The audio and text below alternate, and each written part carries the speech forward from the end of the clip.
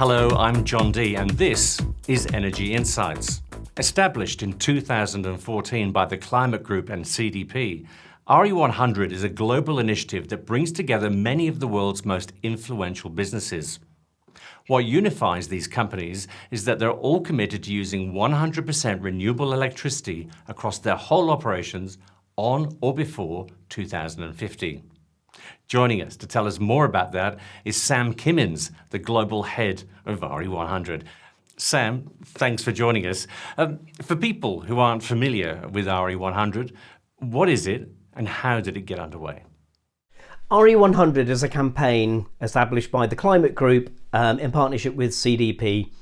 To join RE100, companies need to commit to 100% renewable electricity across their global operations and achieve that by 2050 or earlier. And on average, companies are setting their target for the late 2020s, so there's real leadership happening. When we started in 2014, there were just 12 companies committed.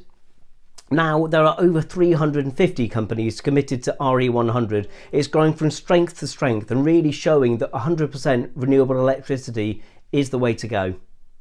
You mentioned that RE100 now has 350 members. What kind of collective change is that bringing about?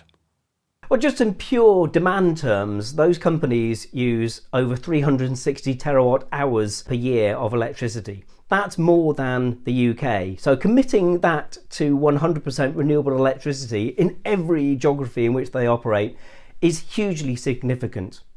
But RE100 goes beyond that.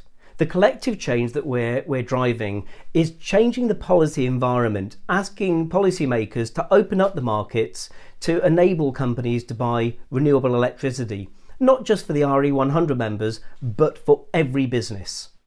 There are a number of criteria that a company needs to meet in order to join RE100. What is that criteria and why do you have it? To join RE100, a company must have at least 100 gigawatt hours per year of electricity demand. That's 0.1 terawatt hours per year for those who like to deal with big figures. The reason we do this is we want to work with the world's most influential companies who can really help us make the change that we want to see and drive the energy transition further and faster. Sam, we're all aware of the environmental reasons for using renewable energy. But in your opinion, what are the business arguments for going 100% renewable? Quite simply, renewable electricity makes business sense. The cost of solar has dropped by 80% over the past 10 years, and the cost of wind has dropped by 50% over the same time period. So in a fair market, it makes business sense to buy renewable electricity. Also, a well-structured renewable electricity deal can provide a long-term hedge against electricity price fluctuations. And we've seen with recent fluctuations in electricity prices that is becoming increasingly important for businesses. The third reason, it's a low-cost way of starting to achieve significant cuts in your CO2 emissions. So to get those early cuts, those low-hanging fruit, renewable electricity should be the first thing that a company reaches for in their toolkit to achieve not only their CO2 targets, but to show they really mean business with their ESG strategy. Sam, you might remember I hosted an RE100 event here in Australia with Mike Cannon-Brooks from Atlassian. I remember Mike saying that Atlassian staff had responded really well to them joining RE100. Are you seeing the same kind of positive staff engagement with other RE100 member companies? We're hearing from our members that their staff respond really, really well to them joining RE100.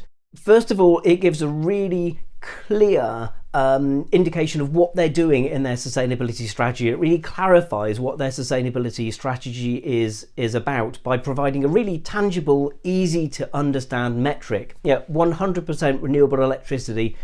Everybody gets that. It also demonstrates not only to staff but to other stakeholders that the company means business. They're accountable for their targets. They're showing progress against those targets. And people really appreciate that when a company is putting their money where their mouth is. Going 100% renewable is inspiring staff at the companies who are members of RE100, but what about the customers of your members? What's happening on that front? RE100 companies are really starting to recognise that their customers care about this. And for example, Budweiser used their premier advertising slot, the Super Bowl, to show that they are going towards 100% renewable electricity, showing some great shots of wind turbines, beautiful ad. But I think a more recent example that I really like is Victoria Bitter in Australia, showing that an ad showing a couple of guys sticking up some solar panels in the outback. Really great ad. I think you've got a copy of that. In fact, we do. Let's have a look. When we clock on, it's there, ready to squeeze the sweat from our burnt brows. While we're trying to earn our bacon, it's trying to turn us into it. Oh, but times are changing. Soon the sun will be working for us, because in 2020, VB will be brewed with 100% solar. So next time the sun is making you hot, just remember that it'll also be making you a cold one. That's a great ad. Sam, let's talk about reporting. When a company joins RE100, what kind of reporting do they have to do? How easy is that side of things? Accountability is really important to RE100 and to the credibility of our members. And so there is a reporting requirement. Members are required to report each year their renewable electricity consumption and their total electricity consumption, their progress towards their targets.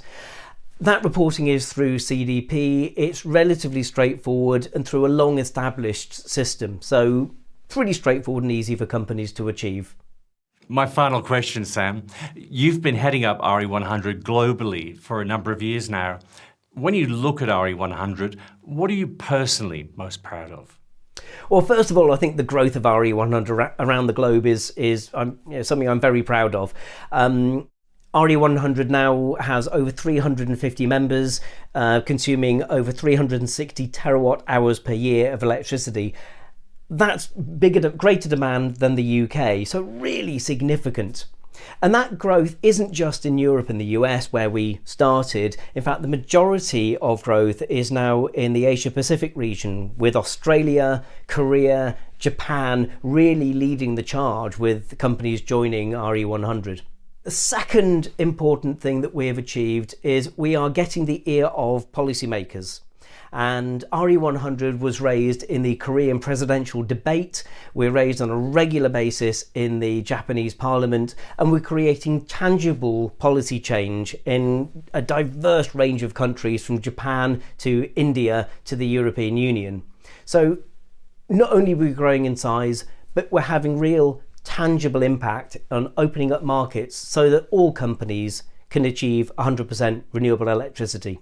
Sam, RE100 is getting great results, so well done to your team for that, and thanks for sharing that update. Thanks, John. That was Sam Kimmins, the global head of RE100. Now, if you want more information about RE100, check out our website at re100.org, or you can email us via info@re100.org. I'm Jon Dee. On behalf of the Climate Group, CDP and DoSomething Australia, thanks for joining us. Bye for now.